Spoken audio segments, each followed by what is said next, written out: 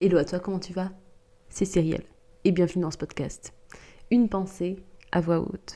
Un podcast dans lequel nous parlons de différentes choses, différents concepts de vie que nous vivons en tant qu'être humain, la relation avec les autres, avec soi, les périodes de vie plus ou moins faciles, les peurs, les doutes, les insécurités. Bref, nous parlons de différents phénomènes que nous pouvons vivre en tant qu'être humain. Alors es-tu prêt pour voyager ensemble dans ce labyrinthe qu'est la vie?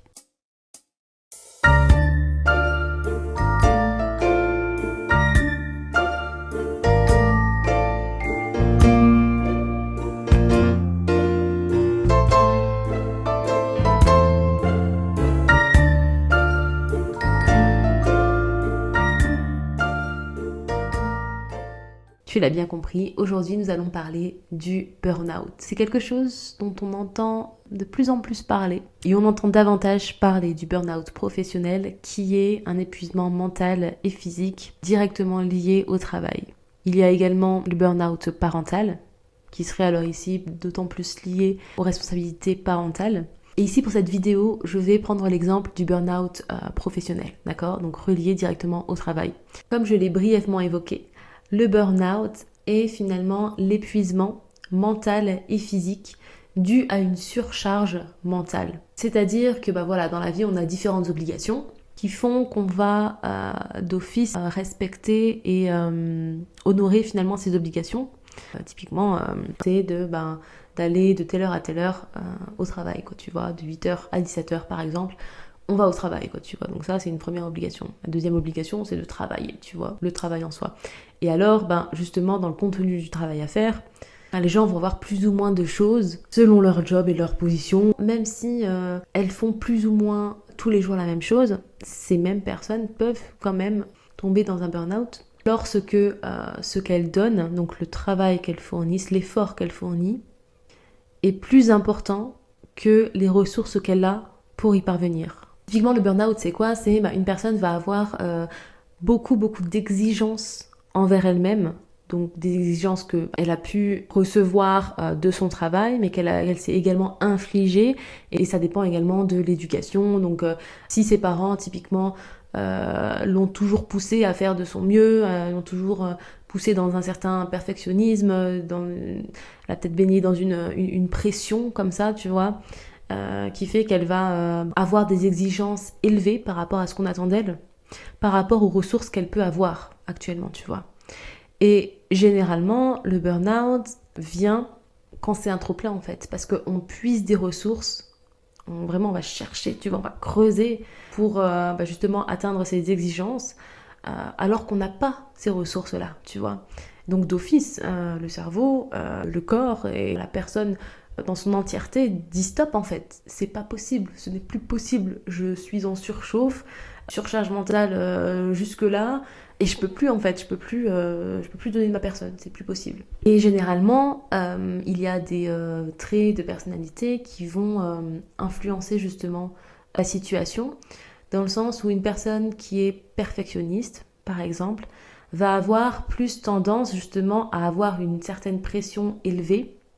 Et donc, elle va tout faire pour justement, encore une fois, faire de son mieux. Et au lieu de se donner à 100%, elle se donne à 500%. Alors, laisse tomber, quoi, tu vois. Comment on peut agir finalement toujours à 500% sur 100 quand on n'a pas l'énergie pour, quoi. Également, les personnes qui vont avoir tendance à prioriser les besoins des autres, essayer justement de répondre aux attentes des autres sans forcément s'écouter, soit sans forcément connaître ses propres limites. D'office, il y a burn-out parce qu'on n'a pas posé nos limites à un moment donné, quoi, tu vois. Que ça soit des limites qu'on aurait pu se poser envers soi-même, que des limites qu'on aurait pu poser à la personne en face, au travail, etc., quoi. On accepte beaucoup, on prend, mais je suis déjà pleine en fait, donc je prends et j'accumule en fait, c'est ça. Et finalement, c'est ce qui se passe au niveau du mental, quoi. On va accumuler les efforts fournis, on va accumuler peut-être de la frustration aussi, parce que mine de rien, je fais beaucoup, mais j'ai pas le temps de me poser, donc c'est compliqué, quoi, tu vois. Je ne suis pas à l'aise non plus dans cette situation, mais ça me frustre, mais je ne peux rien faire, quoi, tu vois. on pense en tout cas qu'on ne sait rien faire, qu'on ne peut rien faire face à la situation. Alors que si, mais bon, ça, on va le voir plus tard. Hein. Mais bon, voilà, du coup, on va encore plus accumuler. Et en fait, on ne se donne pas de limites. Encore une fois, on n'a pas posé les limites qui font que on va empiéter sur ces limites invisibles, en fait. On va arriver à un stade où on est à bout. C'est un trop plein. Franchement, c'est un trop plein. C'est la goutte d'eau, quoi. Et un rien, pour la personne qui connaît un burn-out, un rien peut l'irriter. Elle peut être vraiment très, très agacée très vite. Elle peut être colérique sans même qu'il y ait d'éléments déclencheurs. Elle n'arrive pas à couper en rentrant chez elle et à faire réellement la part des choses entre le travail et à la maison. Et ça s'est notamment manifesté au Covid, par exemple, avec le télétravail, parce que justement, on travaillait déjà chez nous. Et beaucoup de personnes, finalement, ont fait des heures sup, et parfois j'entendais jusqu'à 1h du matin, tu vois, parce qu'on ne s'est pas donné de limite, en fait, finalement, à ce moment-là aussi, entre le privé et le professionnel, quoi, tu vois. Donc, voilà, dans un premier temps, c'est vraiment important de comprendre ce que c'est finalement le burn-out et pourquoi ça arrive, euh, pour pouvoir finalement, par la suite, agir par rapport à ça, quoi, tu vois. En résumé, il y a un déséquilibre. Il y a un déséquilibre au niveau, encore une fois, des exigences que j'ai envers moi-même et qu'on a envers moi, des attentes qu'on peut avoir envers moi, et les ressources que j'ai pour justement les atteindre, en fait, finalement, toutes ces exigences. Et par exemple, voilà, faire mon travail, quoi, tu vois. La majorité du temps que l'on passe dans notre semaine est au travail, tu vois. La majorité du temps, on le consacre en fait pour le travail, tu vois, pour s'investir dans une activité salariale ou libérale ou que sais-je, mais en tout cas pour être productif en fait finalement. Et là est tout le challenge, dans le sens où oui, il faut une sécurité financière, on va pas se mentir, c'est un des besoins fondamentaux de se sentir en sécurité, mais à quel prix en fait, tu vois, à quel prix? Et en faisant la part des choses et se dire que mon travail n'est pas ma vie, quoi. Et j'entends qu'il y a des personnes qui aiment leur travail et donc ils ont plus facile finalement à se donner, à s'investir pour leur travail, quoi, tu vois. Mais ça reste du travail, ça reste une activité productive. Et en fait, on est beaucoup dans le il faut, il faut, il faut, il faut. Il faut que je fasse ça, demain je vais faire ça, etc. On est beaucoup dans le futur finalement et dans l'anticipation et dans le rush en fait. Et c'est stressant en fait de il faut, il faut, il faut. D'office, c'est angoissant. Et on est beaucoup moins, au contraire, dans le être. Donc on est plus dans le faire, dans l'action, que dans le être. Et c'est là, en fait, où ça devient compliqué. Dans le sens où, à la base des bases, on est des personnes, des êtres humains qui sont nés pour vivre, tu vois. Pas pour travailler. J'ai donné un coup au micro. Oh, un deuxième, désolé. Mais on est là ici pour vivre et pas pour travailler. Encore une fois, j'entends que tu aimes peut-être ton travail, quoi, tu vois. Mais par exemple, tu peux pas profiter à fond de ta vie dans ton travail que si tu le faisais si tu n'étais pas au travail. Tu vois ce que je veux dire? Donc oui, c'est nécessaire de travailler pour avoir encore une fois une sécurité financière, mais on veut pas passer à côté de notre vie, tu vois. Donc voilà, on est beaucoup dans le faire, on passe beaucoup de temps au travail, moins avec les gens qu'on aime. Et donc l'enjeu finalement ici, le challenge, ça va justement de rééquilibrer entre le faire et le être, tu vois. C'est ok de faire. Je dis pas, on est des êtres humains, on est des êtres actifs, quoi, tu vois. On a toujours finalement fait des choses, quoi, tu vois. C'est ok, tu vois. Et on veut kiffer notre vie aussi, quoi, tu vois. Et parfois, il faut faire justement pour kiffer notre vie. Mais on veut aussi s'autoriser à être, tu vois. Et quand je dis s'autoriser à être, c'est genre juste, je suis là, tu vois. Je fais rien, mais par exemple, je suis avec moi et j'apprécie ce moment, tu vois. Et juste, en fait, apprécier. Apprécier l'instant présent, c'est vraiment ça. On est clairement dans le être, quoi. Je suis pas tout le temps en train de bouger partout, en train de faire ci, ça, ça. Et je suis plus en mode, ok, là je profite, tu vois. Là je profite des moments. Et je suis sûre que tu as en tête des moments où ça t'est arrivé justement de juste souffler, tu vois. Et juste kiffer le moment, sans même te rendre compte de ce qui peut se passer, ou des problèmes, ou des tensions qu'il peut y avoir, ou du travail demain, etc. Juste à kiffer le moment. Ben c'est ça qu'on veut finalement retrouver pour rééquilibrer en fait les choses, quoi. Parce que ce qui se passe avec une personne en burn-out justement, c'est qu'elle est beaucoup dans le faire. Comme on l'a vu, en fait on est à l'extrême. Il y a le faire, il y a le être, ok, et elle n'est pas non plus dans cet équilibre en fait finalement.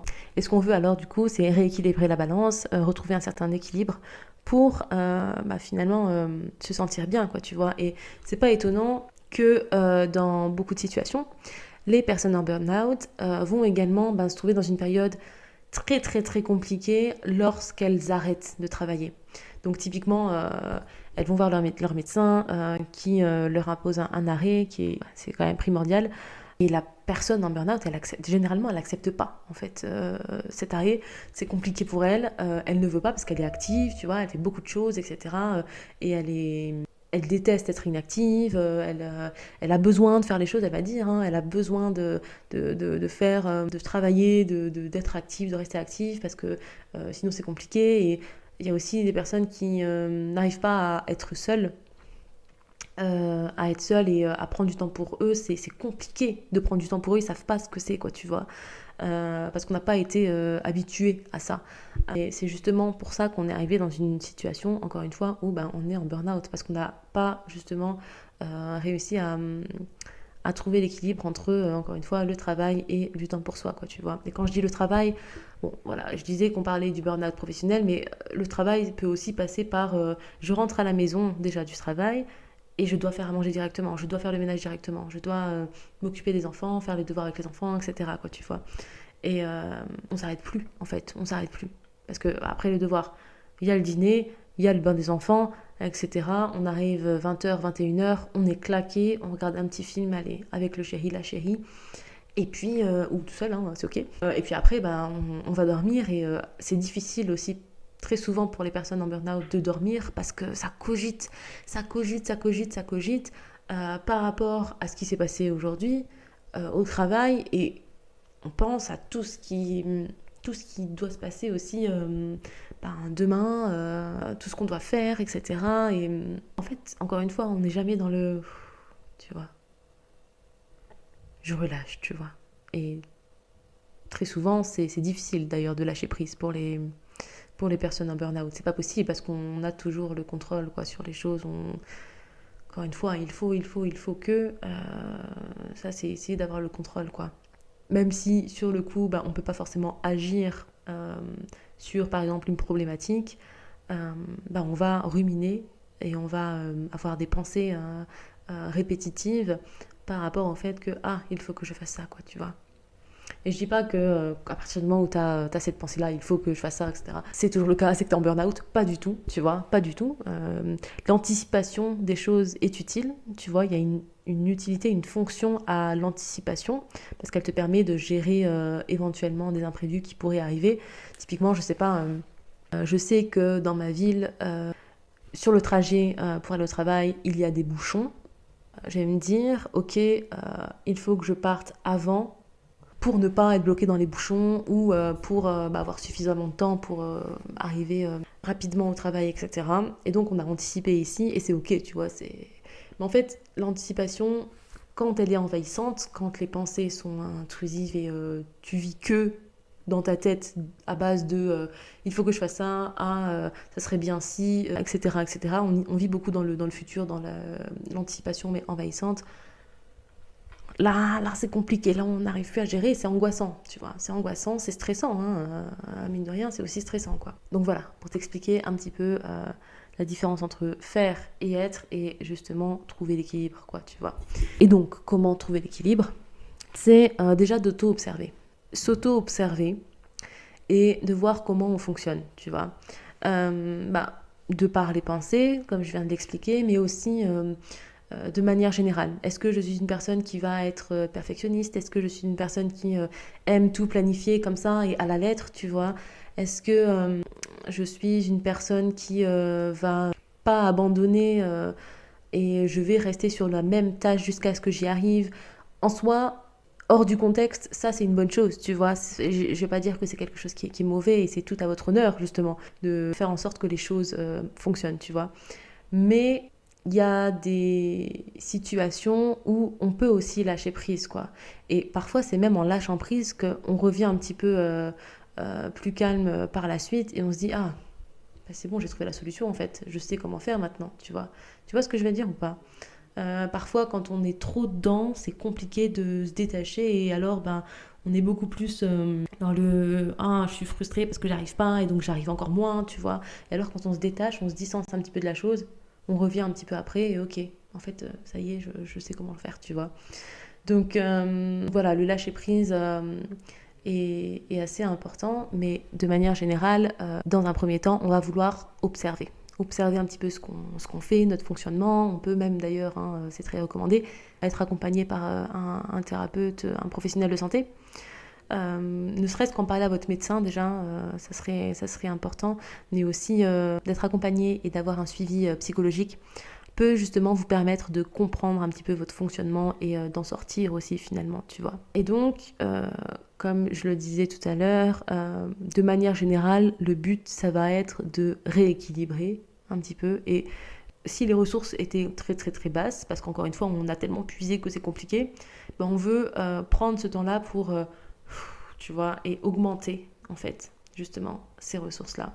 On veut se mettre en mode repos, tu vois, se mettre en mode repos. Et c'est là le challenge hein, des personnes qui sont très actives et qui sont en burn-out, parce que généralement, encore une fois, elles ne le veulent pas, quoi, tu vois. Mais c'est tellement important hein, parce que il faut qu'on soit un minimum bienveillant envers soi-même et qu'on réalise que ben, je suis pas illimitée, mes ressources sont pas illimitées et c'est ok, tu vois, c'est ok, clairement. C'est quelque chose qu'on comprendrait pour les autres. Si une personne en face de nous vivait la même chose, ben, on lui conseillerait tu vois, de se reposer.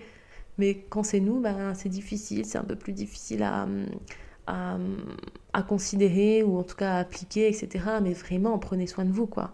Prends du temps pour toi, tu vois. Si tu regardes cette vidéo, c'est que peut-être, bah, voilà, tu es intéressé par le sujet parce que justement ça te concerne ou pas, et c'est ok, peut-être que ça concerne un ami ou quoi que ce soit, mais en tout cas, le tout ici, c'est vraiment de prendre du temps pour soi. Et je sais, c'est facile à dire. C'est plus facile à dire qu'à faire, je l'entends, tu vois, je l'entends. Mais on veut rééquilibrer les choses. Ou bien est-ce que tu préfères continuer comme ça? Dire oui à tout et ne pas te mettre de limites en fait finalement pour que toi ben, à la fin tu profites même pas de ce que tu crées aussi tu vois. C'est-à-dire que tu vas avoir voilà, un job peut-être qui te passionne ou pas mais en tout cas tu vas travailler et donc tu vas même pas profiter à fond finalement de par exemple tes vacances, de ton salaire ou même de ton temps de congé de manière générale. Enfin, tu vois, tu ne vis pas pour travailler, essaye de te détacher un petit peu de cette idée de il faut faire, il faut absolument, quoi, tu vois. On veut plus être dans ça. On veut plus être dans ça. Fais-toi un cadeau, quoi. Tu vois, fais-toi un cadeau. Parce que tu le mérites. Et si tu le sais pas, moi je te le dis, tu le mérites. Tu vois. On n'est pas né pour souffrir, ok? On est né pour kiffer. Et on a tout intérêt à kiffer. C'est comme ça qu'on n'aura pas de regrets, tu vois.